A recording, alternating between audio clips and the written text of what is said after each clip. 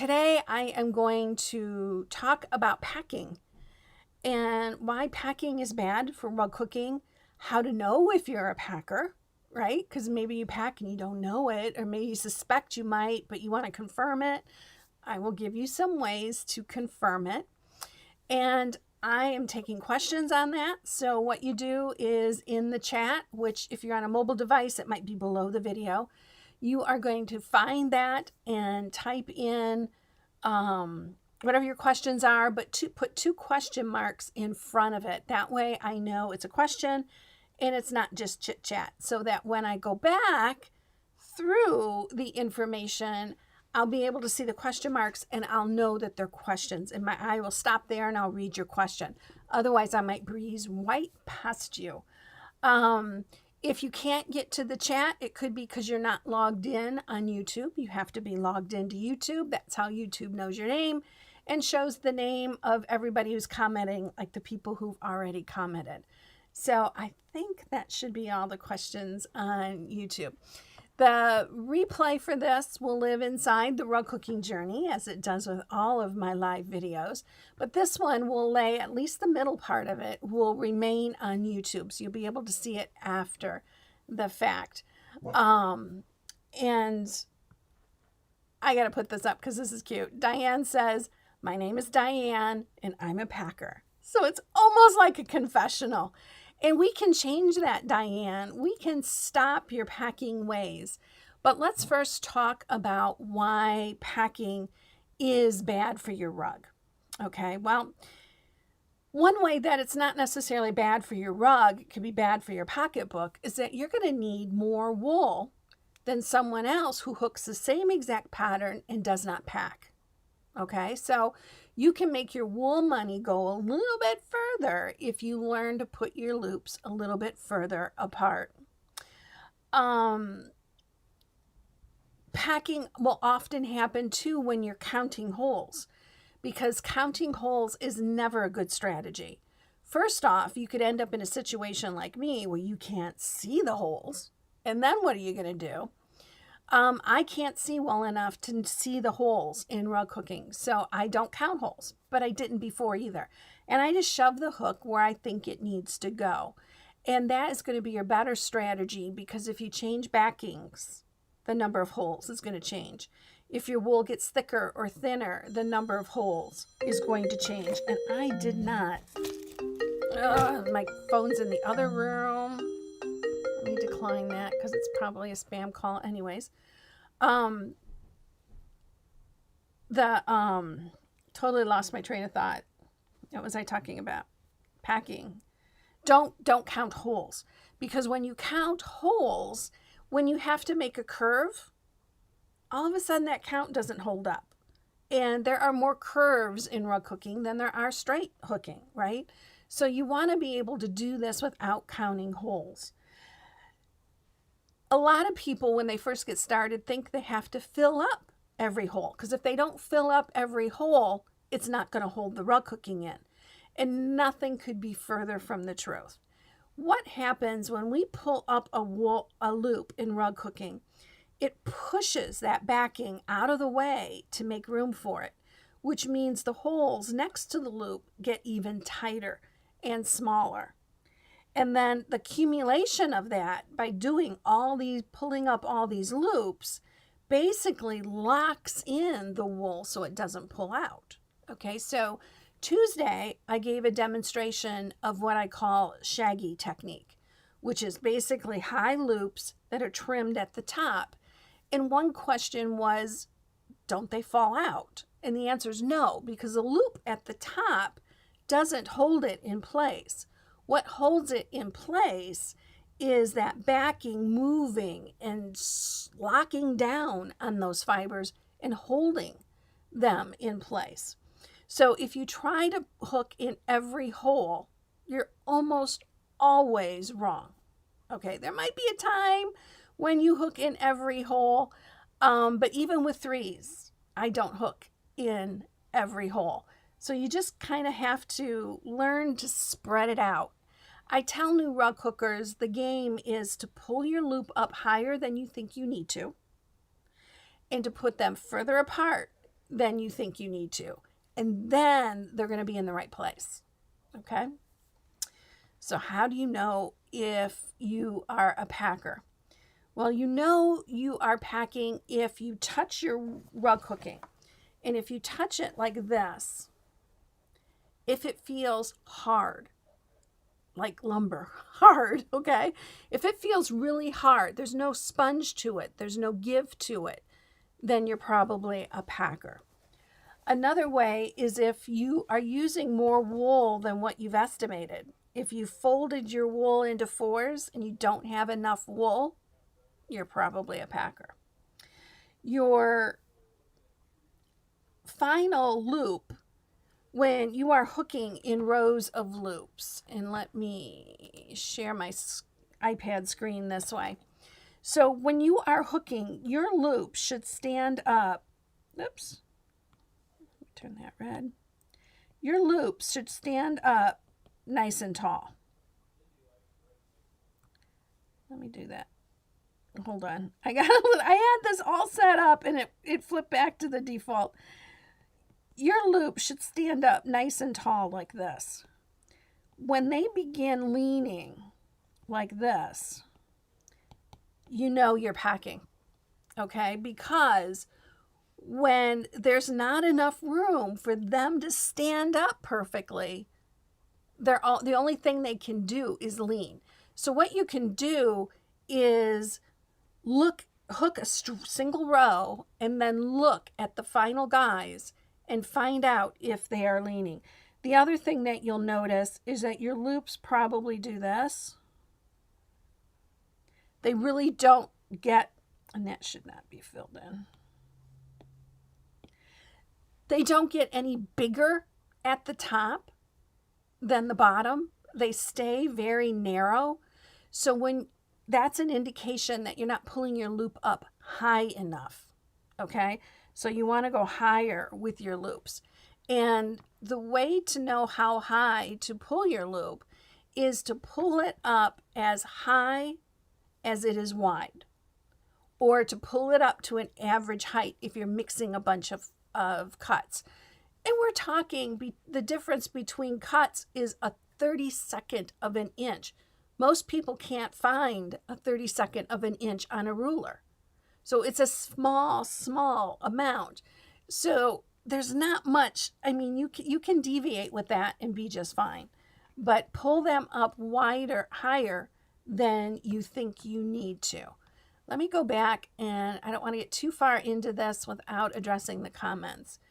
Deborah is asking, if using a smaller cut size, a 3 or a 4, is it okay to pack a bit to ensure the loops are locked into the larger holes of rugworm? And I say no. You're going to put your loops closer together because your loops are only 3s or 4s. You're not pulling them up as high. They're not blooming as much. So they're going to be a little bit closer than what, say, a 9 cut would be, right? So I think you can probably see this. And this is the back of my rug. It's done in number 3s. And you can see there's little places there where clearly I did not fill every single hole. And I don't think you need to pack any more than normal just because it's a smaller cut. Okay?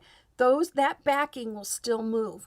One way to see if your backing's moving is hook a little area and then look right at the base of those loops. Is the holes right next to the loops almost closed?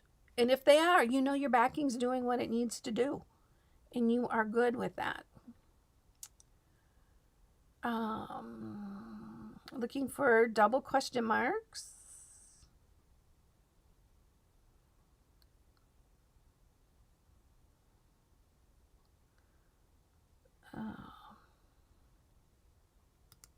Betty Jean says, I am a packer as well, Diane, and then when I try to change, I am way too loose. Well, find that happy medium. Find that little in-between spot where you need to be. Elizabeth says, I know you have said most times hookers overhook or pack. I keep this in mind always when I'm hooking. But when I try not to pack, it seems too much space. Does blocking at the end help fill it in? No, blocking will not fill it in, but tell me why you think there's too much space. When you look down at the rug on your floor, can you see the backing? Probably not, right? So you've got plenty of space. Now, if you try, that's what I got this rug out for, because it's got lots of rows on it. There are people, I've had students come up to me and say, when I do this with my rug, I can see the backing. You're supposed to be able to see the rug like that. You cannot see the backing when it's like this, right? So it's not hide the backing at all costs, no matter how I bend the rug. It's cover the backing, okay? I don't worry too much about the background, the backing fabric showing through. I do have what are called holidays. A holidays is a break in your work. And I check for those at the end when I'm cleaning up the rug. And what I'm looking for on the back of the rug are holes that are bigger than normal. And then I'll go in, it's part of my finishing process. I go in and I look for those holidays and I fill them in. That's really the only time I worry about making sure I have enough loops. Elizabeth, what I would, and Diane too, for both of you, and for anybody for the most part, send me a photo of what you've got hooked and I'll walk you off the ledge. Probably what you are hooking is just fine, even though you think there's too much space. Okay? The only time there's too much space is when you're hooking it and it's stretched on your frame and you look straight down at it and you can see the backing, then pop it out and move it a little bit closer. That's the only time. And you can pack in multiple ways. You can pack in the row that you're hooking, and you can pack in subsequent rows. You can put rows too close to each other. And then that's another way of packing. Move them apart. Give them space. Give your backing a chance to breathe. When you're packing, your rug is like this, right? It doesn't lay flat. It's poofed up. Steaming will push it flat, mainly because it pushes the loops together. But that's a lot of stress on your backing. Move those loops apart so when it's on the floor, it's already flat. And then when you do the steaming, it's just a simple polish. It's not forcing those loops into submission. Dawn says, my first rug has a section on the edge that always rolls under. Is that because I was packing? Could be another reason, but it could very well be packing, that there's just too much there and there's nowhere for it to go and it gets to the edge so it curls. Okay, the other reason that could be is you went through the steaming process just like you're supposed to, and when you thought it was dry in a few hours, you picked it up and you rolled it, and then you stuck it somewhere, and it dried in its final stage in that position.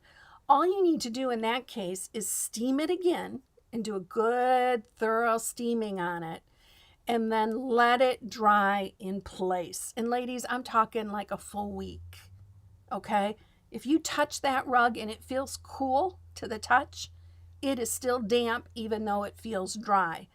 Over dry it. Let it sit there longer than you think it needs to, because when it is fully dry, it's going to remember the shape it's in. And if you rolled it up, particularly that first edge, that's why it won't lay flat. Okay. I am already out of questions. So, let me see. Let me check my notes. Make sure there's nothing else.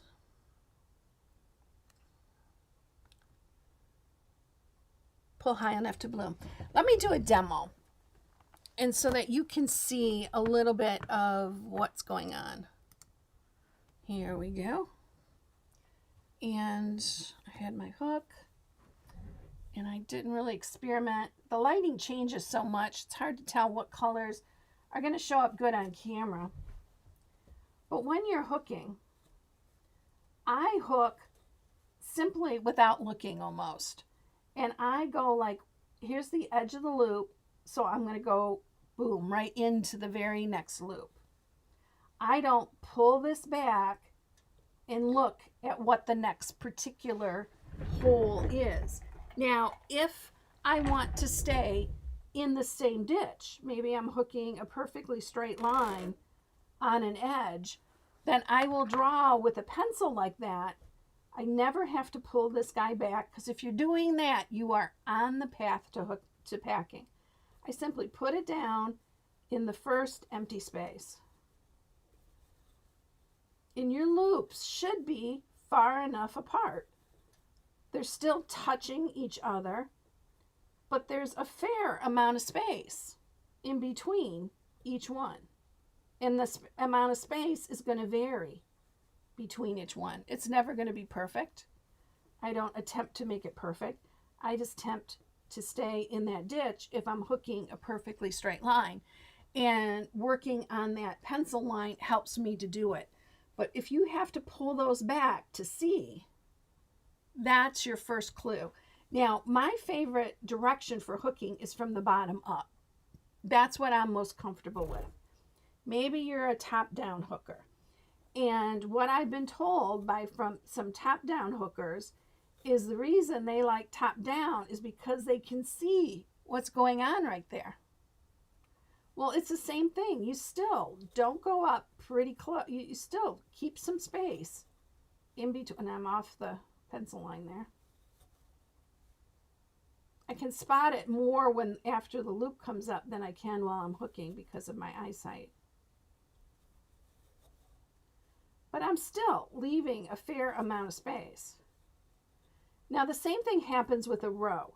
Now, a lot of times I'll pick a row to get started in. And if I feel like this is encroaching and I got too close, I'll go over one thread. And sometimes it takes a couple of stitches to get it figured out. And then once I get it, then I know that they're just kissing. They're just lining up with them as they right next to each other.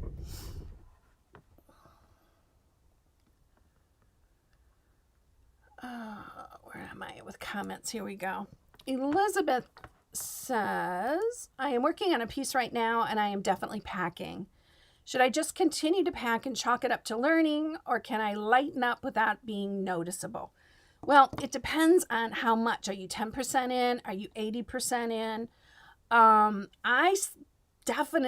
It's kind of like, I have bad eating habits. Should I wait till Monday to start eating right? No, you should start now. It's the same thing, I think, with hooking. You should start the new practice now and see how noticeable it is. What you find you might be able to do, I know some people who are extreme packers, who went in and like ripped out every other row, and it was fine. I mean, they just had too much in that same space. Most people don't pack quite that much. But yeah, I think you get on the path to doing it right as soon as possible, rather than continuing with a bad habit. It's going to take you a while to get there, so you're going to need that kind of practice. And if you are hard rock packing, how long is your backing going to last? I mean, you're putting a lot of pressure on that, and the backing is the first fiber to wear out. Unfortunately, we don't have wool backing, so it doesn't let the cotton or the linen, which both last about the same amount of time, don't last as long as the wool does. And it's our backing that's going to go first. So anything you can do to protect your backing is a good thing.